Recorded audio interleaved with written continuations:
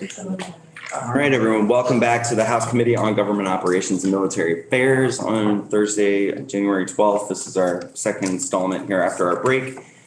We are joined by State Auditor Doug Hoffer, and I believe the Deputy State Auditor Tim Ash is joining us remotely. Welcome, welcome.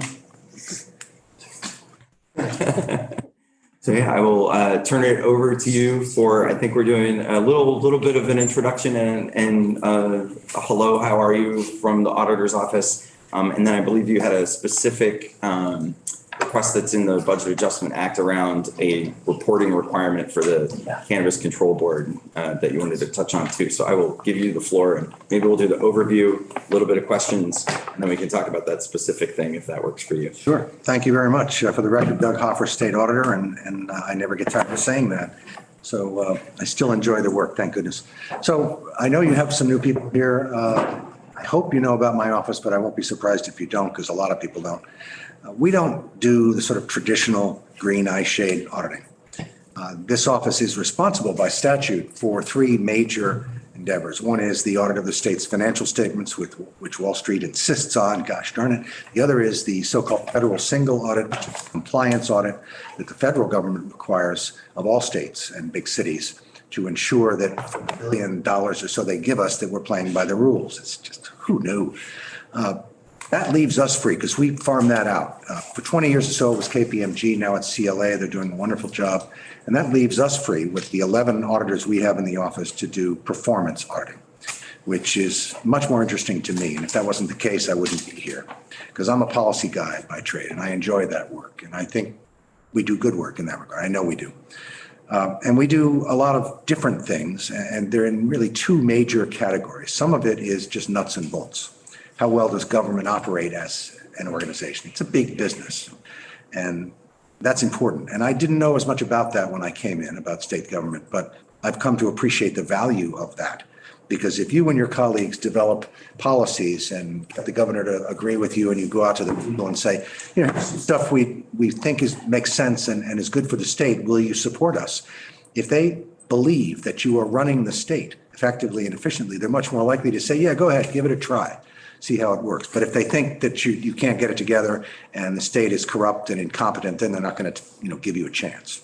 So that stuff has value just because it makes sense, and for those reasons as well. The other stuff is programmatic, which is much harder to do, much more fun, but harder, because it's hard to get good data on some subjects. For example, I just came from commerce, and we talked about the challenge of evaluating the effectiveness of a lot of economic development programs because they're affected by so many different things, including the federal budget, exchange rates, international trade agreements, all the stuff that we have no control over, among other things. But that work is really interesting. An example that I think of right now, we did one recently, a couple of years ago, after all that talk about the need to clean up the lake. And there was a lawsuit that the state lost, and appropriately so, because they'd been putting off this question about how do we clean up the lake for years. And EPA finally said, yeah, and the court said, you're going to do this. Then the question was, how do we pay for it? So they came up with some suggestions and started spending money. And after a couple of years, we said, well, I wonder how they're doing. And they had already spent $100 million, and we were interested in how they spent it and what the return was. And the return in this case was how much phosphorus could be measured in reductions either now or in the future based on those kinds of investments. And they didn't do very well, and I didn't make any friends at A&R, but nevertheless, it was interesting work. And I love that stuff. And we do that. It's not easy always to make it accessible. And Tim, my deputy, who you probably know from his experience here in this building, is very good at that. And we now have a newsletter which goes out. And for those of you who were new, you will be put on the list and receive this newsletter, typically when we release a report of one kind or another. And it's just a couple of pages. It's boiling, a 40-page audit report down to a couple of pages. And I think it's very effective.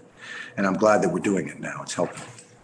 So I could direct you to our website if you're interested in what we do. You can check those newsletters. You can look at the reports that may or may not be of interest. There are some other things that we will be coming to you with, particularly something called the Recommendation Follow-Up Memo.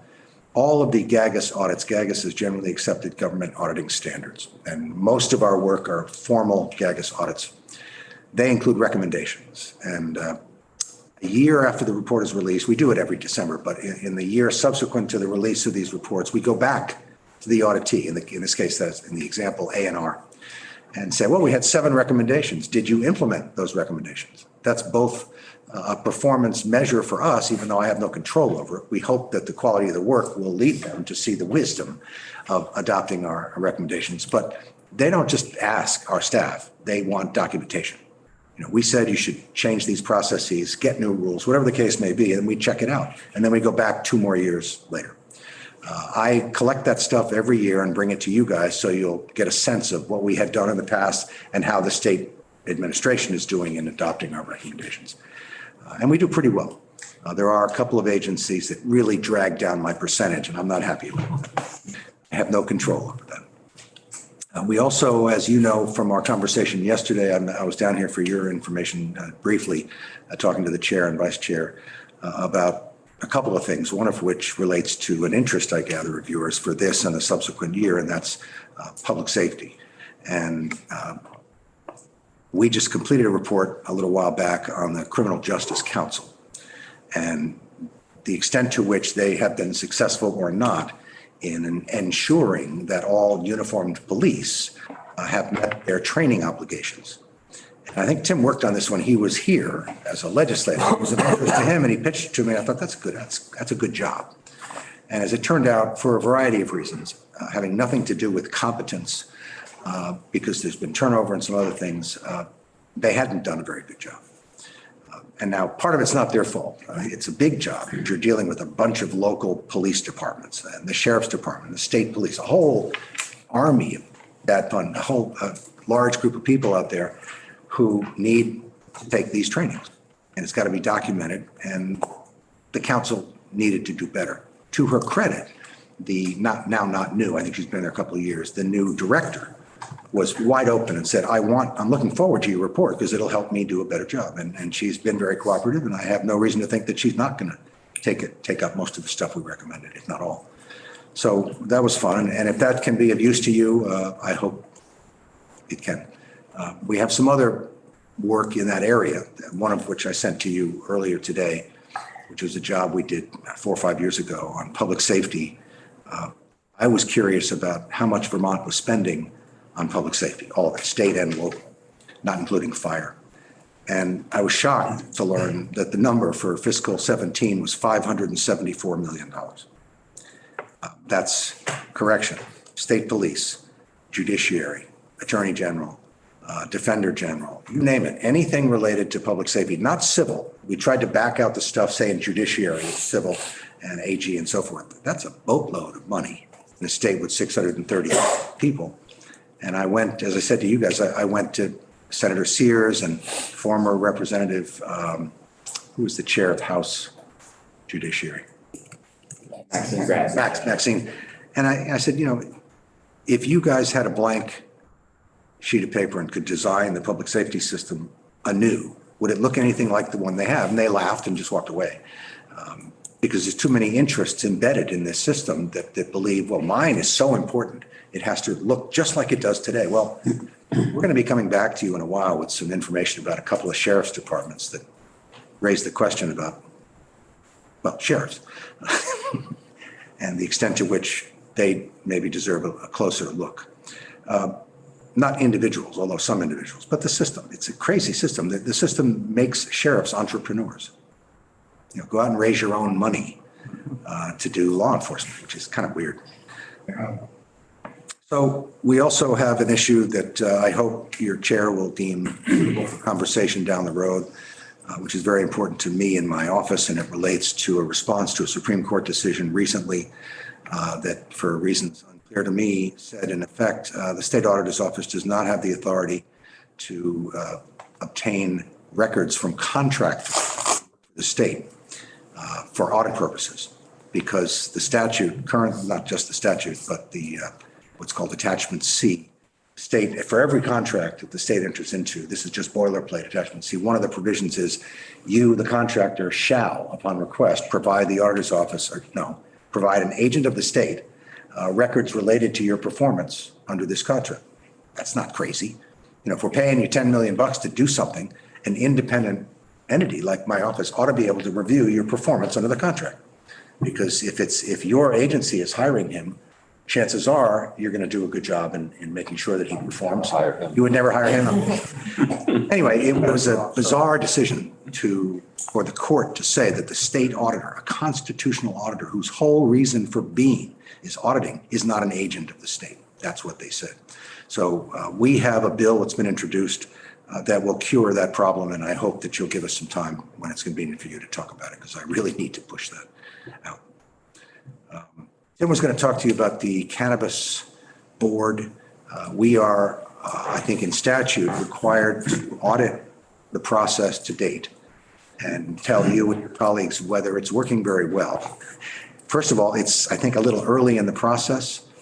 Second, I don't sense any view of your colleagues that they're not happy with what's happening. It's early. They might change their mind next year, the year after that. But if you're not unhappy with what's happening, then why should we spend a precious time, because we only have 11 auditors for the whole state, auditing a new entity that hasn't had a chance to show you what it can do? Unless, I could imagine a situation where they had screwed up terribly and you said, get rid of these guys, try something else. But I don't think that's the case. And if it's not, then we're looking to answer the question, what do you want us to do? What can you do? You can decide or make a recommendation to your colleagues to get rid of that requirement, delay it, or say, go ahead and do it, or some other option. So Tim will talk more about that, but I'm happy to talk more about our office if you're interested before we go to that. Representative Higley. Mr. Chair, thank you. Thank you, Mr. Hoffer. Just a question. What is it that rises to the level that you'll take on the effort to audit? I mean, is it a dollar amount? Is it public input? Is it, how's that? That's a great question. It's not necessarily the dollar amount. For example, we did a couple of jobs now 2 years ago on the Child Protection Registry. If you are a teacher or you work for AHS, or it doesn't matter, or a child care provider, if you deal with kids, then your employer at the point of hiring is required by law to make sure that you're not on the registry. And the registry is even tougher in a way than the sex offender registry, because this registry, your name can get on there just by allegations. It's nasty business, and arguably appropriately so. So I'm interested in a lot of stuff, not just the dollars. Obviously, I'm interested in the dollars as well. For example, during the pandemic, the federal government just poured money into every state. A lot of it came here for economic development related stuff. So there's no way I could ignore the Agency of Commerce's various programs. They put out over $100 million for one program alone, the Economic Recovery Grant Program. So I knew that we had to do that one. We did a second one, which was about the same size, a little smaller, healthcare. Hospitals got tens of millions of dollars. And I'm not suggesting that they didn't need it or that the economy didn't need the help. The question is, was the program well designed and was it implemented appropriately? And we answered those questions, not always in the affirmative. But so it's often about money. Sometimes, as I said before, it's about nuts and bolts. This job we did at VCJC was a performance job for sure, but it's not dissimilar to looking at a department, putting aside the question of what it means for them to do it right. Like, you can be assured that all those folks have been trained who wear uniforms and carry guns. You really want to feel good about that. That's important. So it was definitely a performance audit in that regard, but it's also, you have a job, you being the DCJC, are you doing what's expected of you in a timely manner? We're also looking at the paving program at AOT, for example. It's not a fun performance job, but the question is, they spend a lot of money. Do the jobs get done on time, on budget? And if not, why? And if they make mistakes or they see that there are ways they can improve, do they? So that's pretty straightforward. We did a job at Buildings and General Services a few years back. We looked at 10 projects that were estimated to cost $92 million, and they were $24 million over budget. So, yes, we look at the money. Sometimes we've done jobs that reflect suggestions from within my office, from people who have knowledge of a department or a program that I might not. And they say, hey, are you aware of fill in the blank? This might be a good job. Sometimes it relates to the skills of our staff, their particular skills, their knowledge of an area or not. And sadly, I have to say that your colleagues, those of you who are here and have been for a while, told us now 4 or 5 years ago that we were to audit every TIF town in Vermont 3 times during its life cycle. So all of a sudden, we had work scheduled into the mid 2030s overnight. And that takes a very significant part of our staff. My chief auditor is, I think, the most knowledgeable person in the state about TIF. So, and she has to lead these audits. And it's either with one person or 2, depending on the size. It's rare that it takes 3 people, but it almost always takes 2. Because the level of inquiry is much different than the so-called agreed upon procedures that a regular auditor does to that town about their TIF every year. That's not arguably, but comparatively, a very superficial review. Ours is deep and time consuming. And we went to the Appropriations Committee a couple of years ago in the BAA and actually asked for an extra position. People laughed at me. I said, nobody does that. And more importantly, nobody gets that. Well, I did ask and I did get it, but I could use another one just to do TIF. So it's very, it takes about 20% of my capacity at any given time. Now, I'm glad we're doing it because I think somebody independent has to do it, but it's a big deal. When you have those kinds of programs that require that level of review, it's time consuming and it's not cheap. Thank you. Welcome. So any general questions about the auditor's work? Office of the Auditor?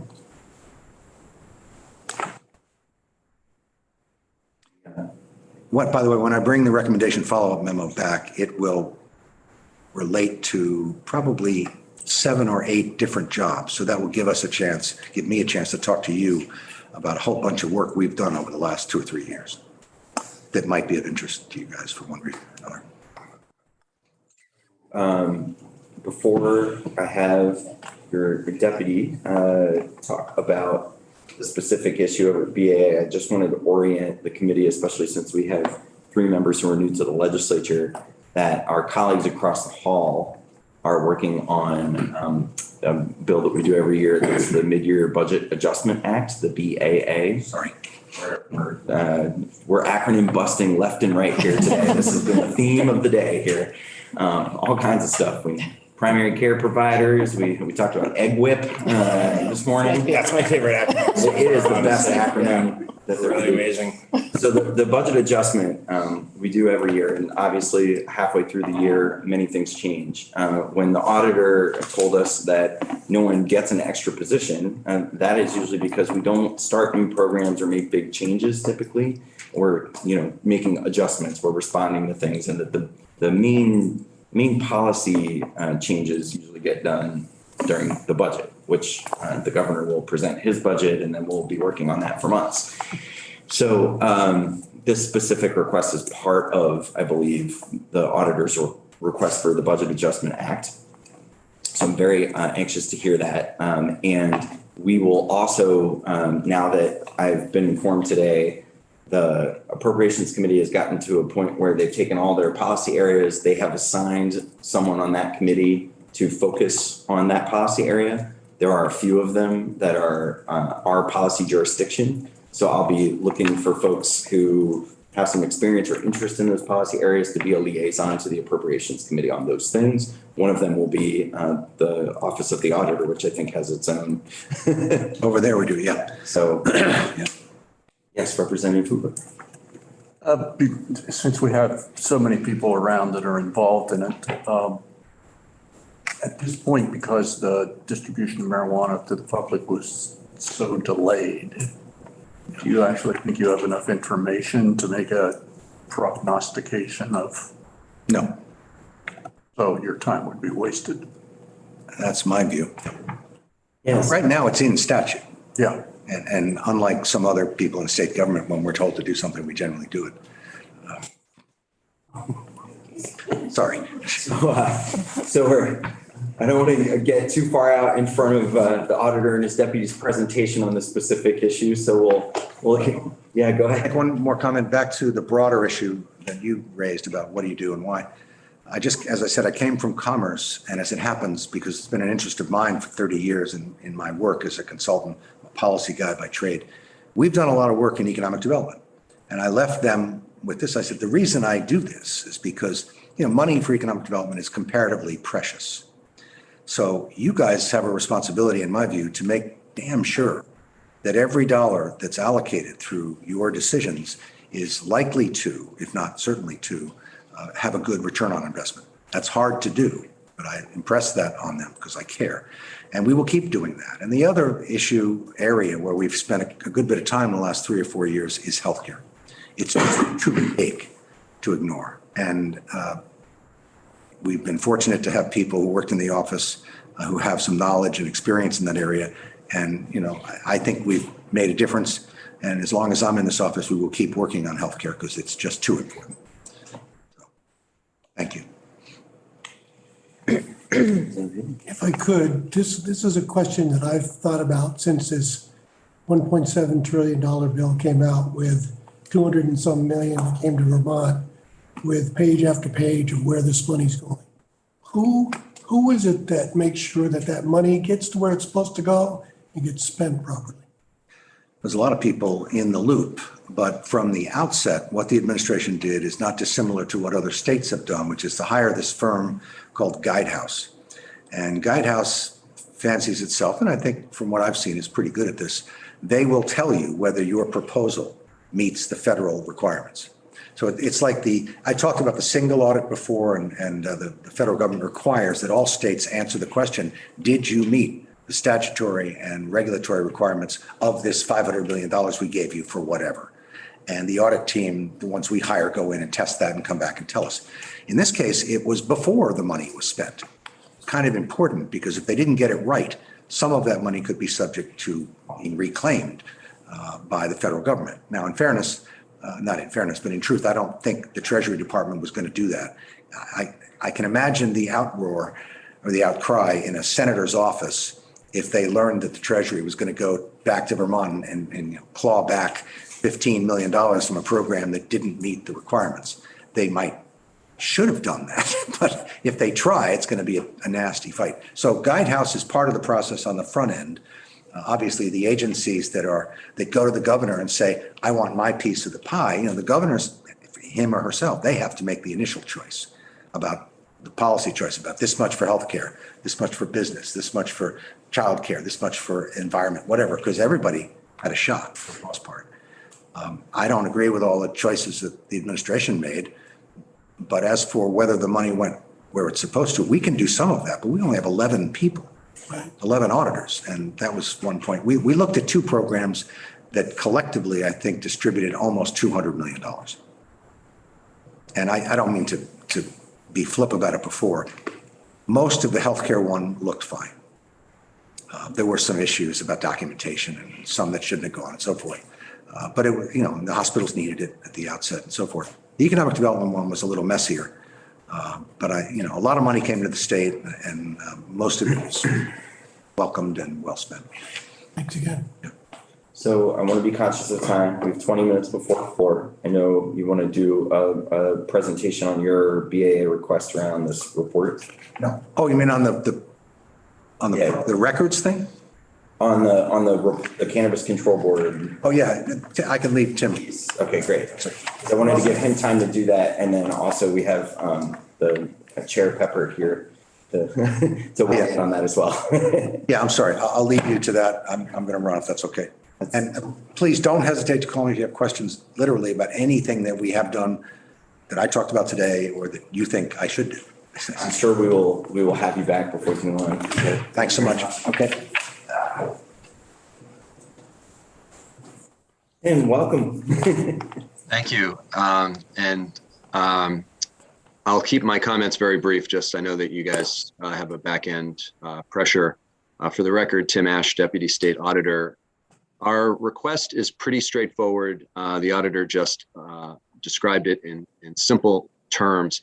I think only 2 people currently on this committee were on what was then just House Gov.Ops back in the 2019-20 session. I think Rep. Bob Hooper and Murwicki, I think, might be the only 2.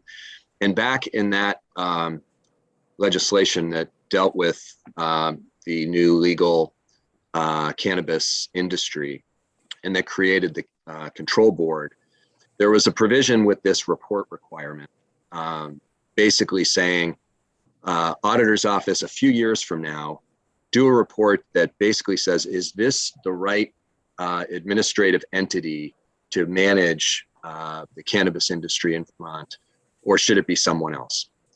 At the time, and members of the committee and the respective Senate committee would have a better insight than I do, there had been some debate about whether there in fact should be a newly created cannabis control board, or if it should be a duty that accrued to an agency like public safety or liquor control, something like that.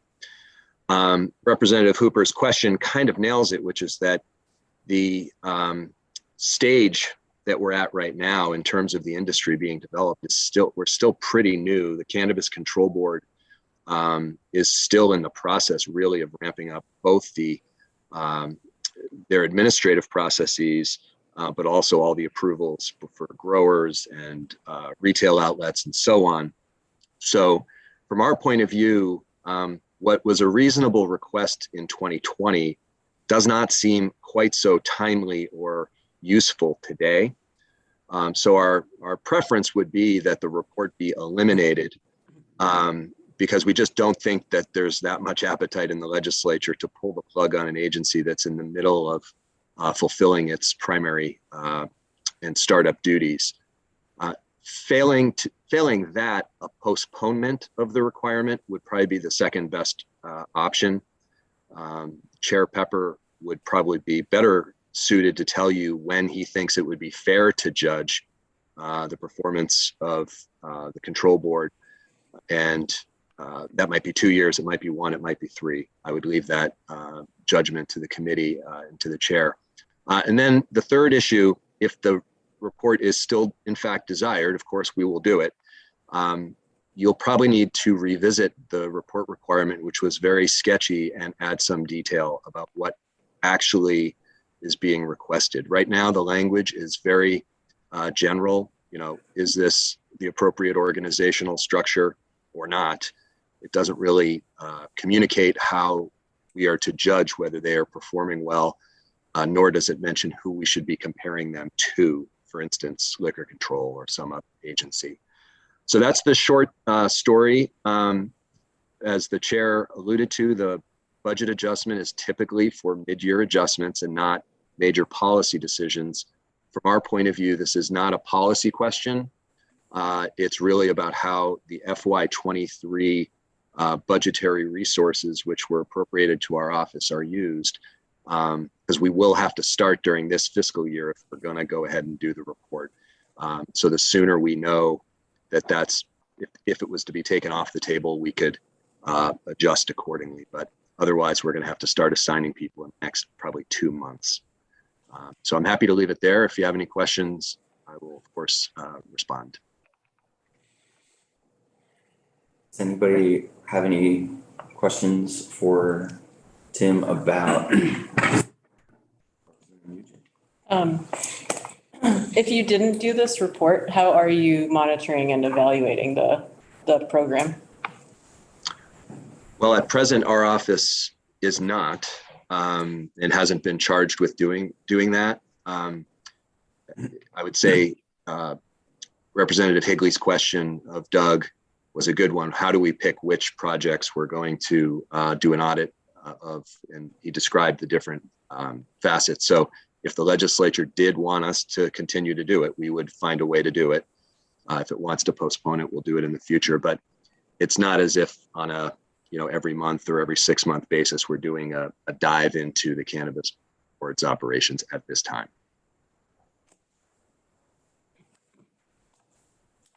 Any other questions for Tim? Great. Tim, do you want to stay on, and I'll invite Chair Pepper of the Cannabis Control Board to come and join us, and would love to have you stay in the Zoom room in case we have follow-up questions after Mr. Pepper's testimony. Sure thing. I'll sit tight and turn off my mic. Thanks for having me. My name is James Pepper. I'm the chair of the Cannabis Control Board. I've had that position since April of 2021.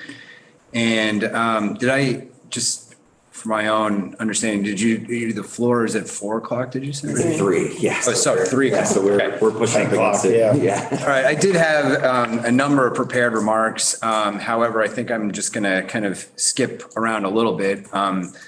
Our board did see a delay in the appointment process. We were formed during the bill that created the Cannabis Control Board was passed during the pandemic. Most bills go into effect either on July 1st or on passage, which generally speaking is before July 1st. This bill didn't go into effect until October of 2020. And so there was kind of a 4-month-ish delay built in from the outset. All of our statutory deadlines were determined in that bill. And so we kind of really had to hit the ground running. And we have met all of our statutory deadlines to date. And more has been put onto our plate since then.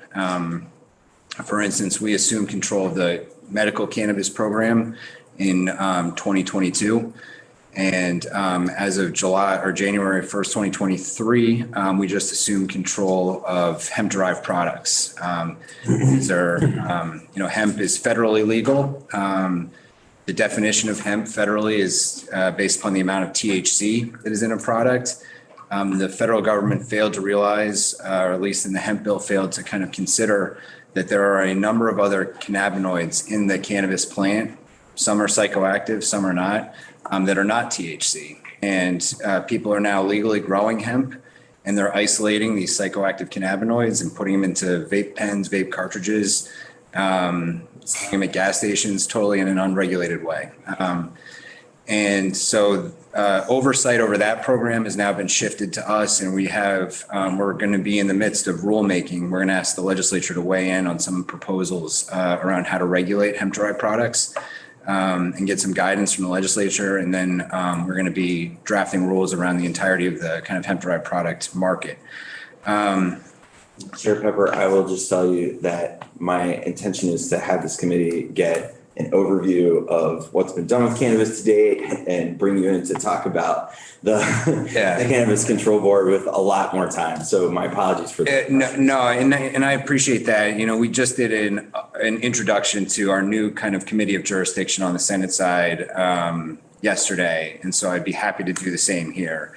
I guess I'm in a roundabout way alluding to the fact that we are very much in our nascency as a board, as an agency. I know that the structure of the Cannabis Board was heavily debated. The first bill that passed the Senate did put cannabis jurisdiction at the Department of Public Safety.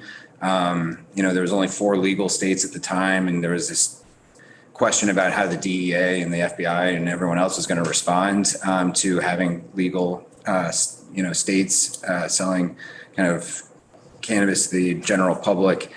And so this is an area that deserves a lot of attention. I think there's a lot of wisdom to what you did. And I say you, because this committee had an outsized voice in how the Cannabis Board was formed and what the kind of parameters of our authority would be. There's a lot of wisdom in what you did. Just for those who don't know, it's a 3-member board. We have staff underneath the board. There's a nominating process for members, and then the governor gets to select from the kind of list that's given to him from that nominating process. We serve term limits, and we can be reappointed up to twice.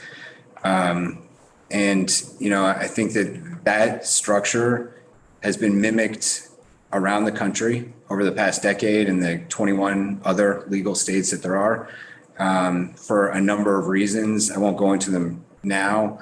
But, I would agree with a lot of what's been said that we are in the midst of kind of the opening of this market. And it's, we haven't even gotten to our first set of license renewals. And what this industry needs right now is a tremendous amount of stability and predictability.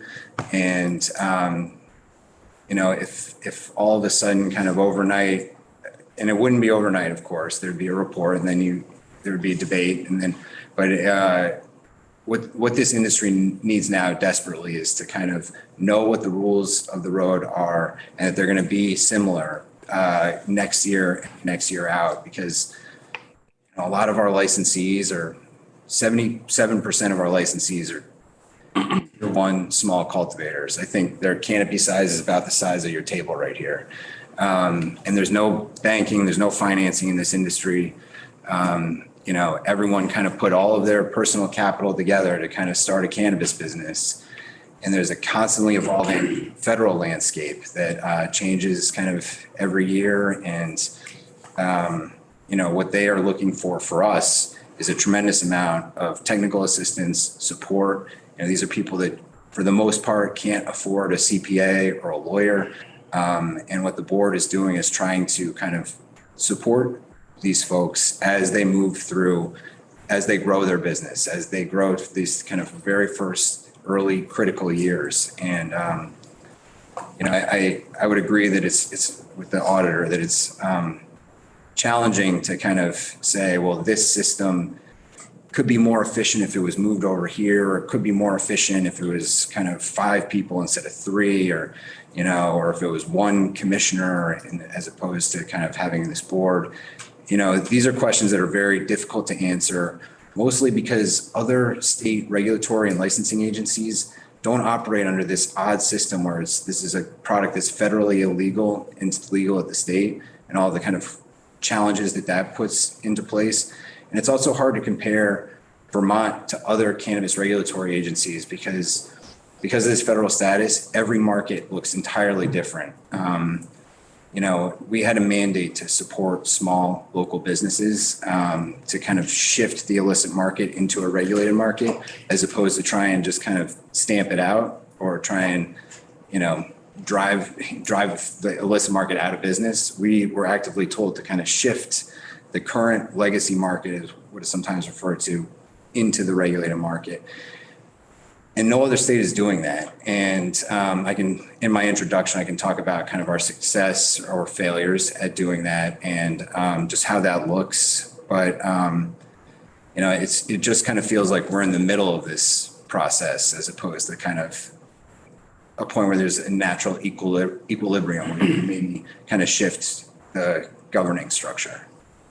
So before I turn it over to Representative Hooper Burlington for his question, I just wanted to explicitly, since we only have a few minutes, what I'm taking from your testimony is that you're aligned with the auditor's office in recommending that we eliminate or postpone the reporting requirement at this time about the structure of the cannabis. Yeah, yes, very basically, yes. And then I would also agree that if there was going to be sort of an evaluation by the auditor's office, which, by the way, we are being audited currently for our IT projects, and they've been through an independent review as well, that there be some kind of direction, like, is this supposed to be a more efficient process compared to if it were at another agency, or should we mimic some other kind of state cannabis control authority? I think it's a legitimate question they have as to what sort of measuring stick they're supposed to use in evaluating our performance to date. Representative Hooper. Thank you for being here. When we put this together, one of the things that we were concerned about was the financial services end of it. Vermont State Employees Credit Union, because it was a state chartered institution, was doing financial services for the industry. Now they have joined hips with a federally chartered. Have they quit, and is everybody sort of abandoned at this point, or where does that stand? No. And so we have, I think, 4 or 5 credit unions in the state that are willing to bank cannabis funds. They're not willing to lend. So there's no financing in this industry, but they are willing to kind of accept cannabis money. There's actually a couple of national banks that are willing to take that risk as well. So VSCCU, they told us at the time, when you started contemplating this, they were banking cannabis funds for the 5 medical dispensaries. And they felt comfortable, their board of directors felt comfortable expanding the number of cannabis clients that are willing to have cannabis members. But there's a kind of natural ratio of compliance officers to account holders, cannabis account holders, and they've reached that limit at VSCCU. So until they hire additional people, they've put a pause on accepting new cannabis accounts.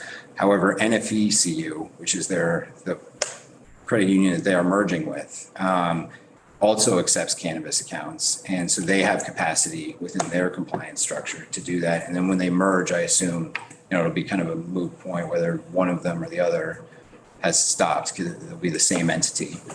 But the, Brattleboro Savings and Loans, I think, there's a few, we list them on our website, all of the credit unions in the state that are willing to accept cannabis accounts. So we will have more time with you and get introduced to some of your staff. I think next week or the following. We can dig into some of this, and I want the committee to become familiar because this is an area where there's a lot going on. We have a lot of policy in motion with a nascent agency that we created very recently. So thank you very much, Tim and Chair Pepper, for joining us this afternoon. We're going to sign off for now, and we'll continue this discussion